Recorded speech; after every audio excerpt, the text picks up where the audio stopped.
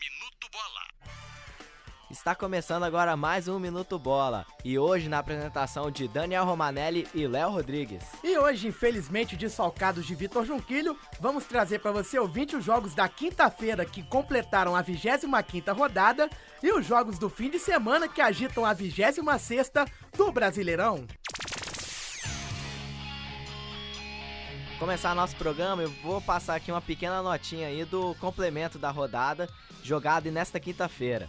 O Palmeiras venceu o Ceará por 1-0, o líder Vasco tropeçou em casa diante do Atlético Goianiense, acabou ficando aí no empate por 1-1, e o Botafogo conseguiu uma vitória difícil e importantíssima em cima do Grêmio por 1-0 e se mantém na busca da liderança, Léo. Aí a rodada 25ª finalizada, essa vitória do Palmeiras apaziguou um pouco os climas pelo lado do Filipão, né, que vinha com problemas com o torcedor, com jogadores. Agora com essa vitória as coisas se tranquilizaram.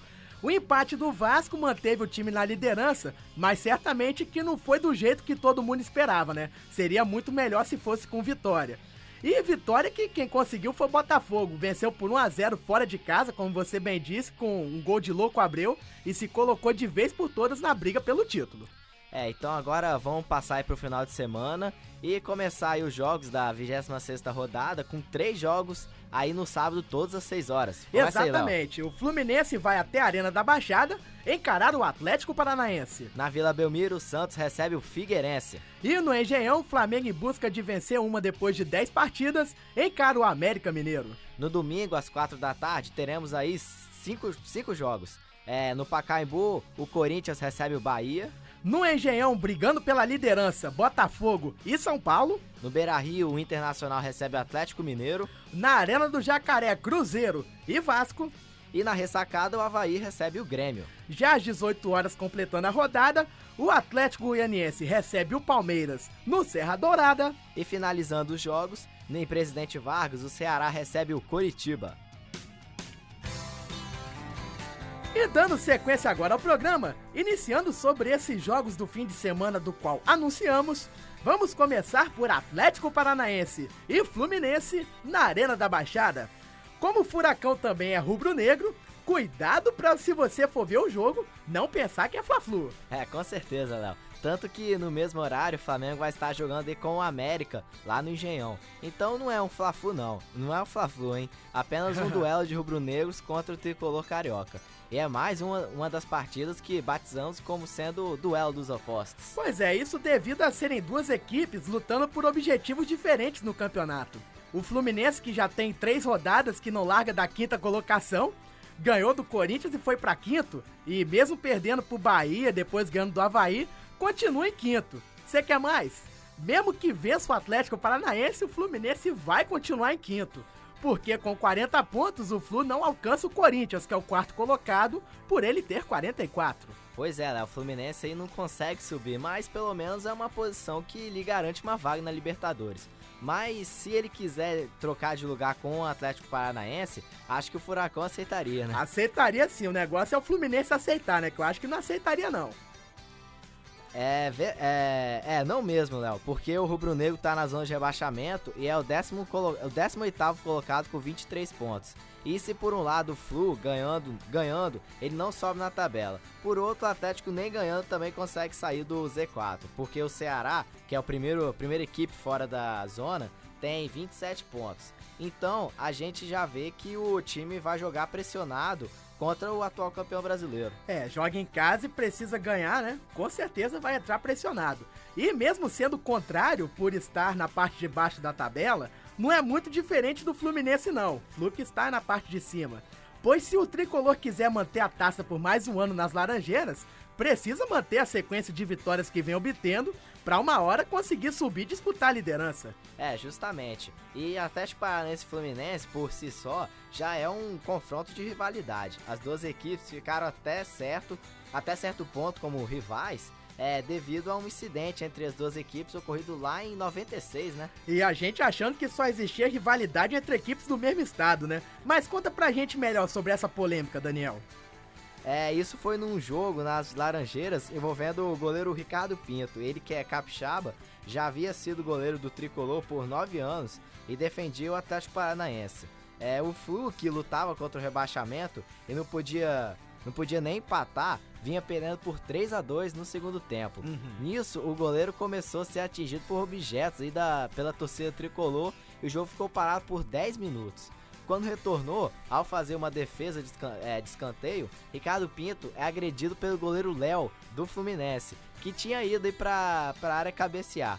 Fica um tempo caído e quando acaba o jogo, ele vai comemorar desabafando com a torcida do Fluminense que invadiu o campo e agrediu covardemente o goleiro. Pô, você vê, né, Daniel? Infelizmente é uma cena que fica marcada na história do confronto, né? Que anos mais tarde, em 2001, disputaram uma semifinal de Campeonato Brasileiro e o Atlético Paranaense ganhou. Depois, em 2007, duelaram em quarta de final de Copa do Brasil, onde dessa vez o Fluminense tinha levado a melhor. A gente vai levando a vida adiante, crentes que esses problemas, com certeza, que ficaram no passado. Com certeza. E agora, então, falando aí desses jogos de sábado, desse jogo de sábado, desculpe, como que joga o Atlético Paranaense, Léo? Olha, esse jogo contra o Fluminense, Daniel, para esse jogo o técnico Antônio Lopes promoveu 3 mudanças na equipe. O Wagner Diniz, na lateral direita, volta no lugar do Edilson. Rafael Santos vai compor a zaga no lugar do Gustavo Araújo. E o volante Kleber Santana retorna de suspensão. Com isso, o Heracles sai do time e Marcelo Oliveira, que na derrota de 1-0 contra o Bahia jogou de meia, vai para a lateral esquerda. O resto do time é o mesmo que enfrentou o Bahia, assim fechando a escalação do Furacão. Perfeitamente, Léo. E no Fluminense, o grande destaque é que esse jogo será o 100º de Abel Braga como treinador do Tricolor. Ele que já teve passagem em 2005, retornou esse ano e nos 99 jogos já são 49 vitórias com 18 empates e 32 derrotas. Ou seja, ganhando o jogo, ele chega à vitória de número 50. Bons números aí do Abelão. E no time o técnico disse que faria apenas umas mudanças, sem revelar quais seriam. Mas uma dessas pode ser a entrada do volante Diguinho, que retorna aí depois de 11 rodadas. Quando o Fluminense venceu por 2-0 o Internacional. Isso fora a possibilidade também do Deco voltar a ser titular, né? Ele que depois daquele chapéu no jogo contra o Avaí, tem deixado o torcedor tricolor bem esperançoso quanto à sua volta. Isso aí. Agora então vamos pro Rio, lá no Engenhão. Um jogão entre São Paulo e Botafogo. Os dois estão na busca da liderança e sabem, um empate não vai ser um bom resultado. E ainda mais pro Botafogo, né? Sabe que não pode perder pontos em casa, ainda mais diante da torcida e lutando pelo título. E também para um adversário direto na disputa pelo topo, né? É um jogo, assim, não de 3 pontos, mas sim de 6 pontos. Justamente, e só lembrar o ouvinte, no primeiro turno, o jogo que eles fizeram no Morumbi, o Botafogo venceu por 2-0, com gols de Elkeson, que agora tá na seleção brasileira, e o Herrera. Então agora vamos falar aí sobre as equipes. Teremos dúvidas no lado do São Paulo, Léo? Olha, no lado tricolor, Daniel, as dúvidas são o Pires e o Dagoberto. Os dois saíram lesionados no clássico contra o Corinthians, ambos com lesão no joelho. Caso fique fora mesmo do jogo, Dagoberto irá fazer bastante falta. Olha, Léo, vai mesmo, tá? Ele que reencontrou seu futebol nesse ano, teve lá suas desavenças com o antigo técnico, o Carpegiani, e agora é um dos destaques do time aí no campeonato, atualmente tá com 6 gols. E falar em desavenças do Dagoberto, teve essa semana agora dele com o presidente do Corinthians, o André Sanches, né? Que o contrato dele com o São Paulo se encerra daqui a 7 meses, e o Andrés levantou possibilidade dele ir pro Corinthians, mas aí o Dagoberto, numa entrevista coletiva, falou que quem define o futuro dele é ele próprio, e que não tem essa de jogar no Corinthians não. Arrumou uma certa polêmica pro seu lado, né? Mas vem fazendo a diferença pro São Paulo.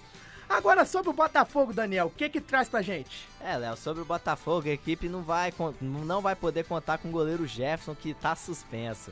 E quem pode voltar é Marcelo Matos, que cumpria a suspensão. Quem sabe ele consegue arranjar uma vaga lá de volante. E ele e Renato é uma dupla impecável de volantes, né? Tem ajudado bastante o Botafogo.